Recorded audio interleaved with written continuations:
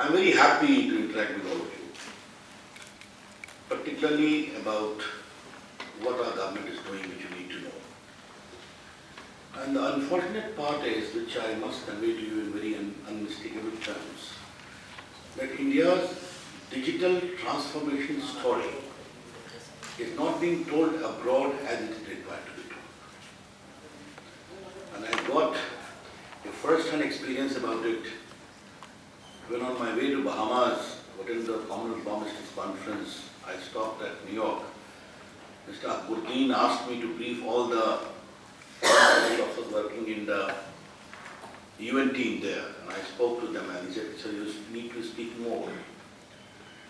And when I had gone to Bahamas a few months ago, there also I spoke about India's digital story, and there also all the African ministers in particular asked me, "Sir, we need to know more about India's story."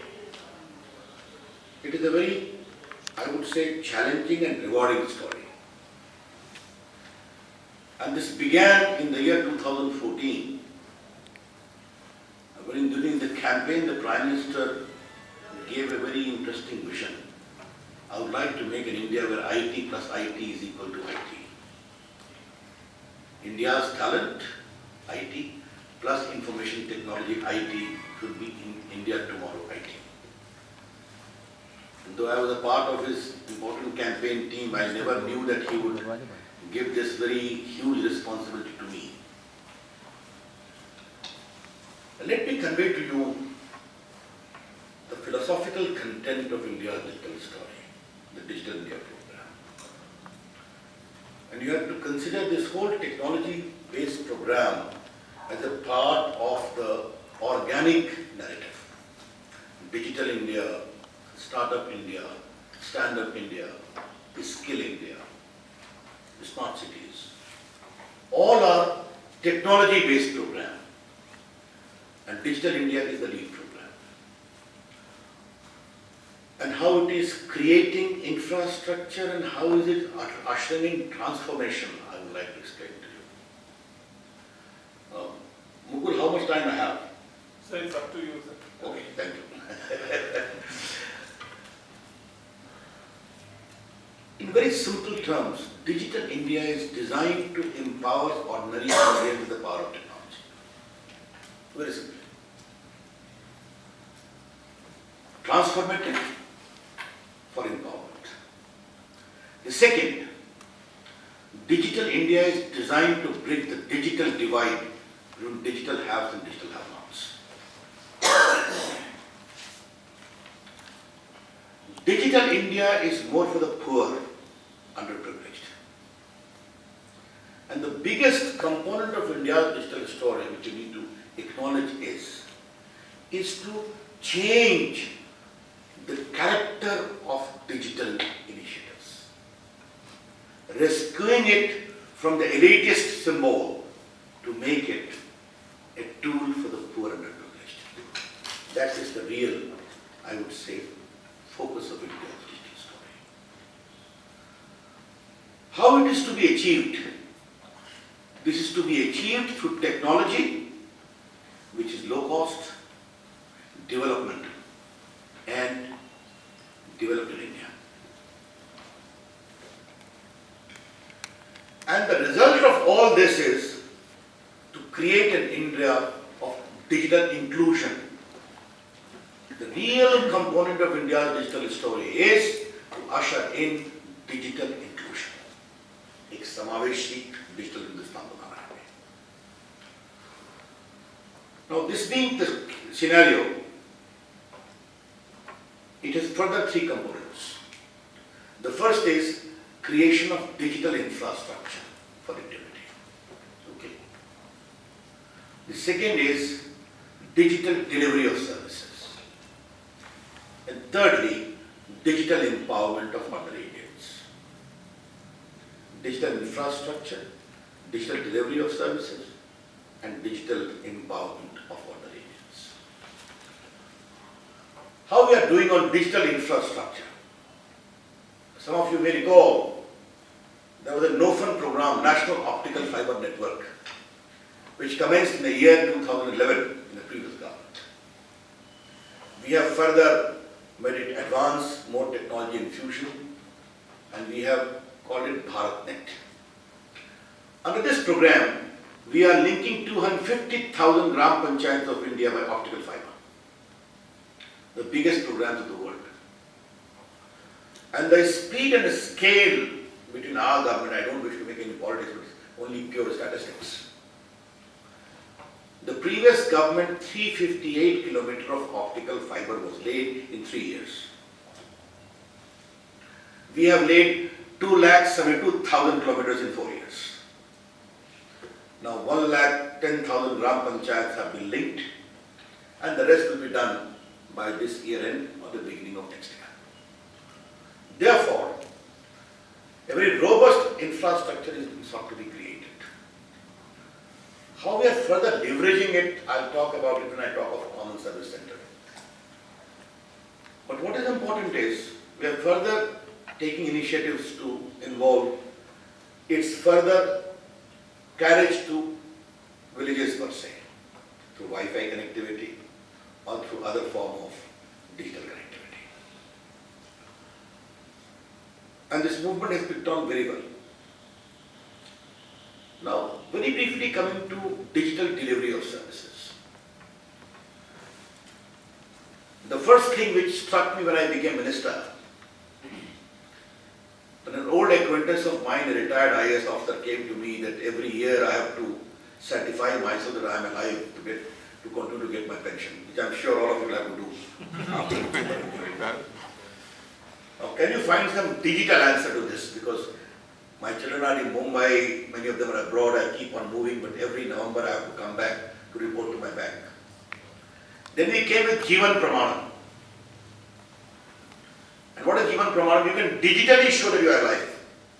Your pension will continue without a break.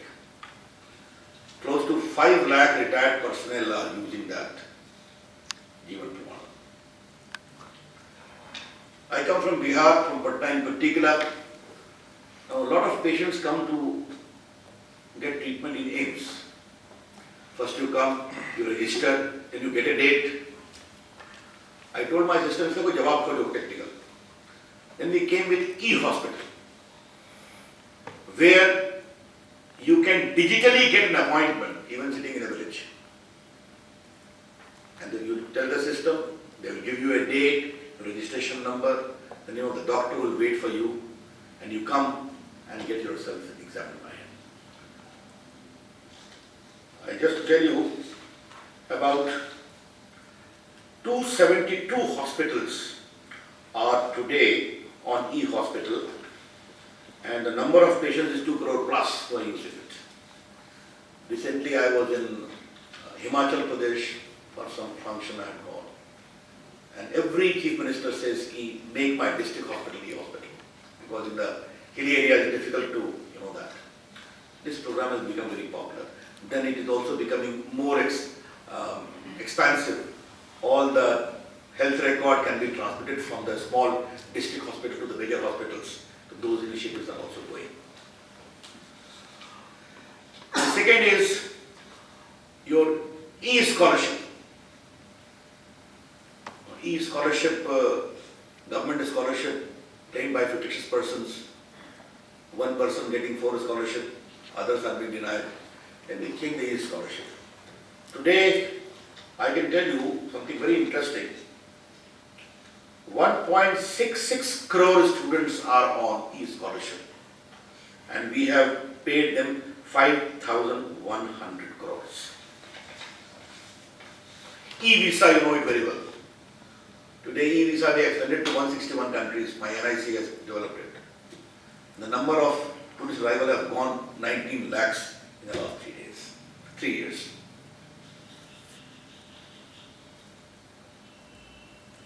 E-NAM. What is E-NAM?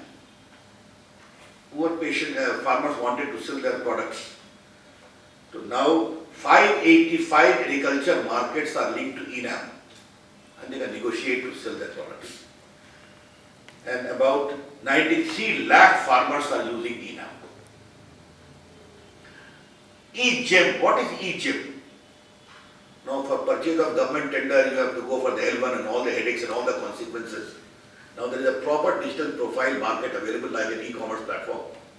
The government should place the orders, all the suppliers must come on that, negotiation will be done and orders will be placed.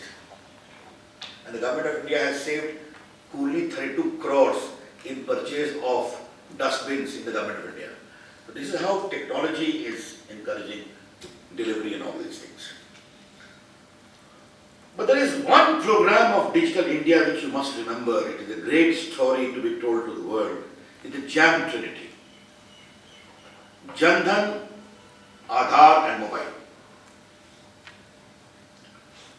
We opened 31 crore bank accounts of the poor. And here you need to understand that in spite of bank nationalization, access to the poor to the banking system was still in a very unsatisfactory state. And I need to compliment my Prime Minister and him to know about it, that he personally wrote an email to all the branch managers of all the banks. Would you rise for the country? All of us went to villages, encouraged people. In a span of 1.5 years, 31 crore plus bank accounts were opened.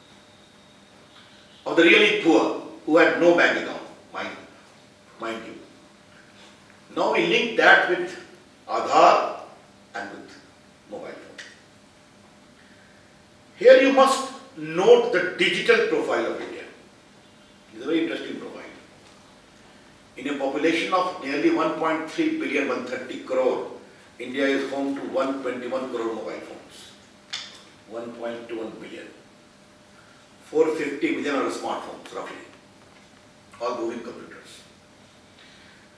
A journalist once has told me something jokingly in terms of the statistics. We have added mobile phones to India in the last 4 years equal to the population of France and Italy. That's the scale on which we work. And 122 crore Aadhaar. 130 crore population, 121 crore mobile phone, 45 crore roughly smartphone, 122 crore Aadhaar, 50 crore internet. It's rising again and again. Very soon, by this year end, don't be surprised if the spread of internet is also 100 crores. Now what we did, all the pro-poor welfare measures we started sending by DBT, direct benefit transfer, to the bank account of the poor.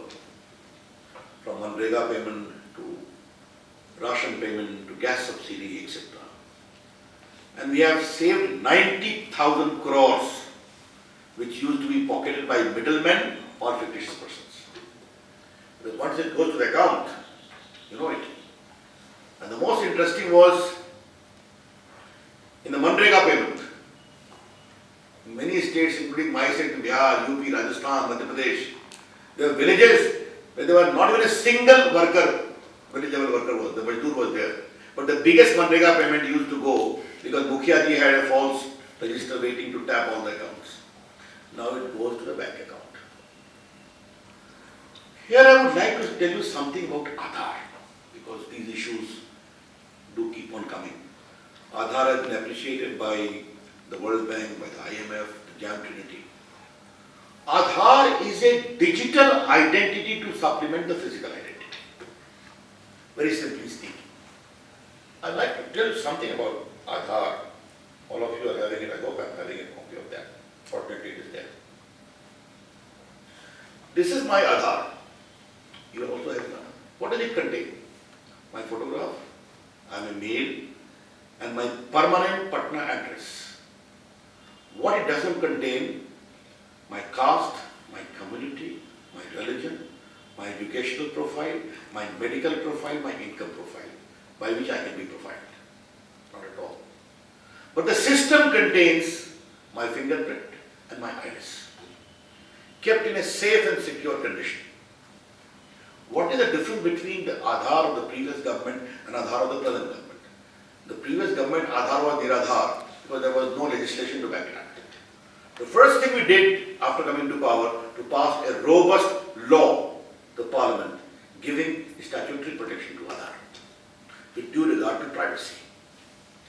And the privacy provisions are so tough that except for compelling national security affirmed by a committee of the Law Secretary, IT Secretary and the Cabinet Secretary.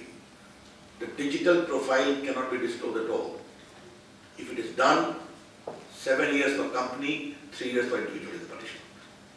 Even I as the IT and Law Minister, even if I disclose my iris or fingerprint, I can be held up. This is the privacy concerns we have addressed. Now, the matter in the Supreme Court, we hope we will succeed. We have got a very robust case. But the larger issue is, in promoting good governance, the digital identity is facilitating delivery. This I thought must be known to you. We are, in terms of digital empowerment, we are going to make 6 crore poor families as digitally literate. About 1 crore have been trained, about 70 lakhs have been certified, the rest are going to sit in examination. The world's biggest program of digital literacy is being done through the Common Service Center initiative. Digital India to become a mass movement, we have relied upon 2 platforms which you need to know. The first is the platform of Common Service Centers. What is a Common Service Center? A digital window for digital delivery of services in the villages and the internet of India. Now, government had come to power, there were only 83,000 in a very ramshackle manner operated. Now it has become a robust platform of nearly 3 lakh Common Service Centers, which are spread in 2,10,000 Gram Panchayats of India. There are entrepreneurs, middle-level workers, about 12 lakh workers, people are working in that system. They do Aadhaar, banking, insurance, now they will do railway ticketing.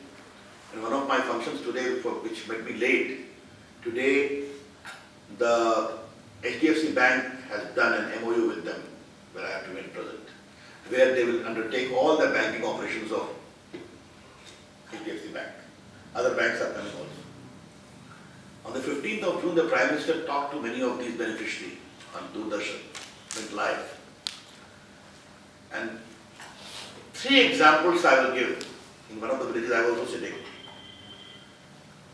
One, Stelata Devi of Alwar, she is a Banjaran. She had met 5,000 Banjara people digitally literate through the platform of Common Service Center. And when she was talking to the Prime Minister, when Poonam Sapera was sitting with her, the PM said, Sapera, I am the only student of my community, Sapera community, True Tribe, who is studying in the college. The PM became very emotional. He said, convey my regards to your parents. What digitally literate you have become? Sir, I can Google you, I can email you, I can WhatsApp you. That is the kind of India we are creating in the rural part. And I would recommend Mr. Mukul that in a part of your training program, some of your officers must be met to visit these Common Service Centers to see how India is changing. It will be a great insight for them and great inspiration for they are doing. When I call them, 4,000, 5,000 young boys and girls come. And I'm more interested to enable them to meet the women empowerment happening through these institutions. So this is a case of empowerment. The second thing which I would like to share with you is the BPO movement in India. As Foreign Service also you need to know about it. And there is a very interesting story to it. After becoming minister, I had gone to Bangalore to meet the giants of India's IT industry, the NASCOM had organized it. And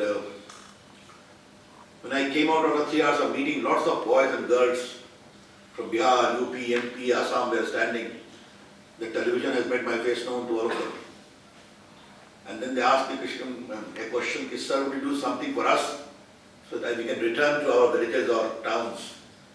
Bangalore is very costly. And then I came with the idea of BPO in small towns of India, CED category. We are giving bridging finance of 1 lakh per seat. If you employ ladies, more subsidy. If you go to much smaller towns, then more subsidy. And we also came with a separate program for Northeast. You'll be happy to know that 91 BPOs have started operating in 27 states and UT of India. And they have started operating in places like Kohima, Imphal, Guwahati, Dibrugarh, Siliguri, my own city Patna has 7 BPOs, Muzaffarpur, Unnao, Bareilly, Lucknow, Kanpur, Dhule, Bhiwandi, Aurangabad, like that. And what are the new places BPO is going to come? We have finalized Ghazipur, Devariya, Gaya. Can you believe that these places? So passion of Indians for technology is overpowering. Thousands of jobs have been created and this has become a very big movement because BPO in small towns lead to a great reduction in cost. And you will be very happy to know that on that day the Prime Minister was talking in Kohima to the BPO personnel. One young Naga girl has come back from Mumbai to work in Kohima. And one Naga boy has come back from Bangalore to work in Kohima. And they said we are getting orders also from Australia, England and America. That is how it is. About 20 BPOs are getting orders from abroad. The other is electronic manufacturing, which is a part of the Digital India program. I thought I must let you know that. And we are pushing India's story for electronic manufacturing in a very big way. When our government has come to power, there are only 2 mobile factories. Now 120 mobile factories are working in India. And you're adjoining Noida, Greater Noida is becoming a big center of mobile manufacturing. 54 factories have come. Samsung has set up a factory in Noida. They are going to produce 1 crore mobile every year, the biggest in the world. And also making in India, also exporting outside. Then automobile electronics, defense electronics, medical electronics, LED bulbs, all these things are picking up very fast. Certain larger issues I need to flag to you, which will be of use and relevance to you, on what position we have taken. First, net neutrality is an important issue which you will be confronted with as an IFS officer, a promoted ambassador. We did not go into the rigmarole of those debates at all. I was handling communication earlier. We said, right of access is not negotiable. There is it. We treated right of access as a part of our fundamental rights. And when Mark Zuckerberg wanted to come with 3 basics in India, when I examined the program, it was free only if you entered through his gate. I said, sorry, India believes in too many gates. I did not give him permission. And it was a huge campaign by Facebook in the whole India, big advertisements. America has submitted before the lobby of the telecom operators, I hope you know it, on the issue of net neutrality. But we are holding on very firm and we shall remain firm. Now it is become a part of our policy. This is something you need to articulate in your own way. Internet governance was another issue of great debate. America was reluctant to withdraw as the owner of Internet. Finally they agreed. The big debate should be the UN model, 1 country, 1 vote. Then ultimately we took a stand, the PM constituted a committee also, that Internet is the result of the hard work of the academia, the industry, the government. We need to have multi-stakeholder model. That's what we are encouraging as far as this is concerned. Cyber security is another issue where India has taken a very big lead. The Prime Minister has himself articulated that cyber war is like a bloodless war. Therefore, the world community need to work together. We are coming with small solutions also. We are making good drilling, training. But on the issue of cyber security, you being IFS officers have to be very proactive, including understanding the best practices abroad and relocating it to us for follow-up. The third is the issue of privacy. Again, a very interesting current topic of hot debate. Recently, the Supreme Court has given a judgment on privacy, where they have went to the part of fundamental rights. And we acknowledge that, we respect that. But our view on privacy is a little pragmatic. And I'm only sharing this view with you and how the debate is going on in different parts of the world. Those who need to follow it. We must have a balance between data availability data utility, data innovation, data anonymity, and data privacy. India is generating one of the largest number of data in the world. And I want India to become an important center of data innovation, because data analysis is going to become a very important area of growth. Yes, it should be data with anonymity, I can understand that. But if you, and in India we have a very unique scenario, that the Jholawalas, who are the biggest campaigner for right to information, have taken a 300 return and have become the biggest campaigner of right to privacy. They were seeking even the official notes of every officer to be made subject to RTI. Now they have become supporters of it. That's the way government is no problem. But why I am telling you that in your debate on international platform, the pragmatic view is required to be conveyed. Because we live in a digital world, and digital world has the uncanny habit of leaving its footprint. For instance, you want to go to Mumbai, you take a flight, your ticket is digital. The day you are going to the airport, the frisking will be done and all your photographs will be there in their camera.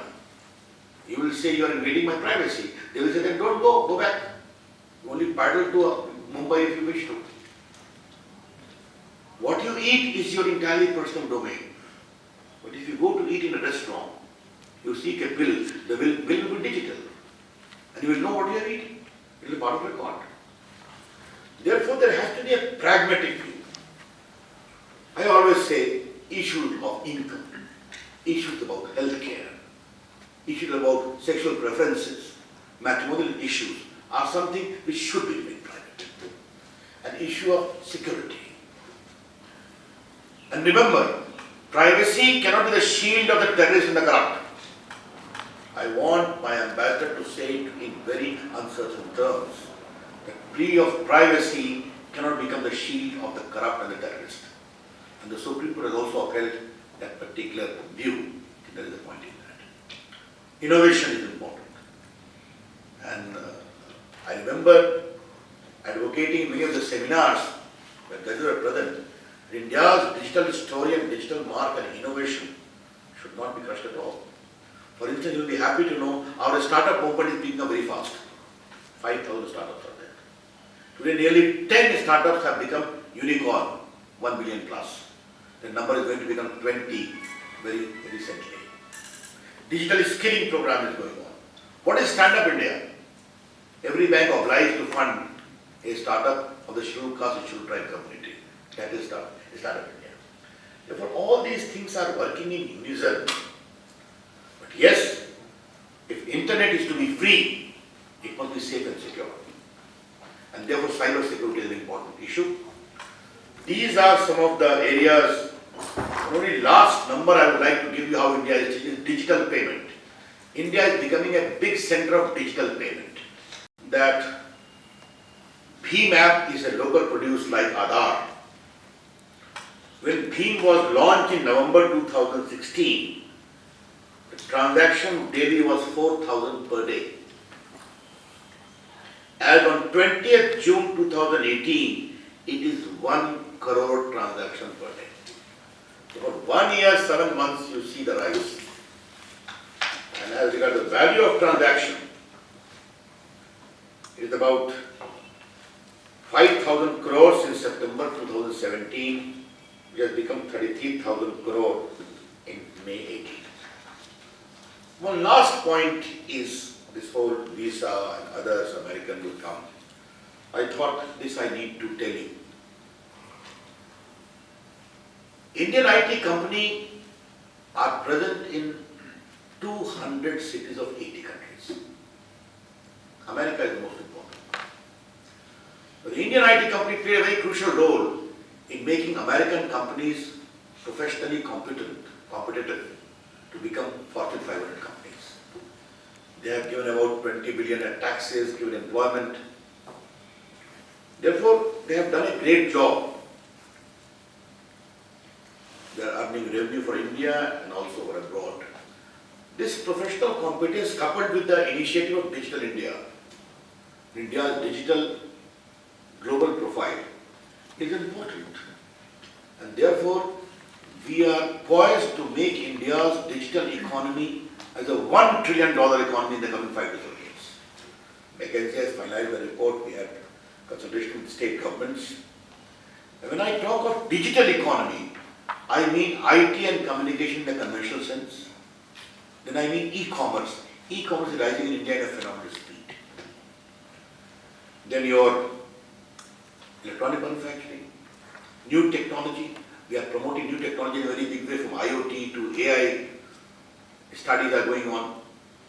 Cyber security, India can become an important center of growth for cyber security. And India, digital story, you need to know, Facebook, which is the biggest person in the world, in India. WhatsApp in India. Twitter in India. None.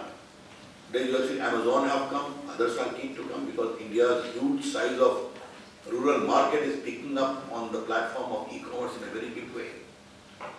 No digital platform can afford to ignore India's digital market. Just keep it in mind. And plus 65% are young and 25% below. Therefore, you may have seen newspapers yesterday have talked very tough with the WhatsApp because of this whole lynching controversy being abused by that platform. From yesterday evening at 6:30 the notice was sent. This morning from California they replied. You may have seen I was tough on Facebook. The next day Mr. Mark Zuckerberg apologized. Again they have apologized. Therefore, India's digital story is inclusive but also be assertive as far as India's sovereignty and security is concerned. And the world will come to us. You know, this whole open source was a big debate. But Microsoft was very keen. Why make it open source? We will maintain it will be our source, we will nothing to it. Ultimately, after 2 months of giggling, they came back to India. Because no one wants to leave the very great attraction of India's digital market. And that's what we have leveraged. There are many other platforms. I don't want to trouble you. I have spoken for 40 minutes already. But I can only say in a modest way that what we have designed to promote digital inclusion at the ground level has started showing very satisfactory result. And I can only expect the future is going to be very promising. Thank you. Thanks a lot.